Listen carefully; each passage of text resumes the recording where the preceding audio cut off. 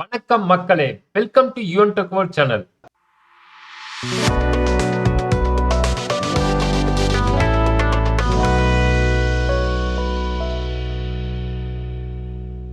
இன்னைக்கு நம்ம இந்த வீடியோல பார்க்கக்கூடிய ஒரு முக்கியமான இன்ஃபர்மேஷன் எதுக்கானது அப்படின்னு பாத்தீங்கன்னா, கைரேகை சரிபார்ப்பு பத்தி ரேஷன் அட்டைதாரருக்கு ஒரு குட் நியூஸ் வந்திருக்கு. அதை பத்தி தமிழக அரசு ஒரு முக்கிய அறிவிப்பை வெளியிட்டிருக்காங்க. அது என்ன அப்படின்னு பார்த்தா இந்த வீடியோல நம்ம பார்க்க போறோம்.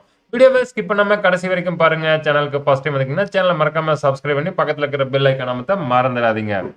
தமிழகம் முழுவதும் 2,23,00,000க்கும் மேற்பட்ட ரேஷன் அட்டைகள் உள்ள நிலையில் இவர்களுக்கு 34,793 ரேஷன் கடைகள் மூலம் இலவசமாகவும் மலிவு விலையிலும் உணவுப் பொருட்கள் வழங்கப்பட்டு வருகிறது.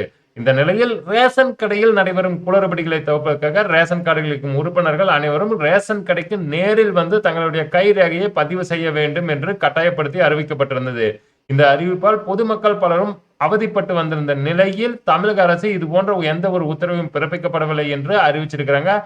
அது இல்லாமல் கைரேகை பதிவுக்காக ரேஷன் கடைக்கு வரும்படி யாரையும் கட்டாயப்படுத்தக்கூடாது எனவும் ரேஷன் அட்டைதாரன் வீட்டுக்கு சென்று கைரேகை பதிவு செய்யும் பணியை ஊழியர்கள் மேற்கொள்ள வேண்டும் என்று அரசு உத்தரவிட்டுள்ளது.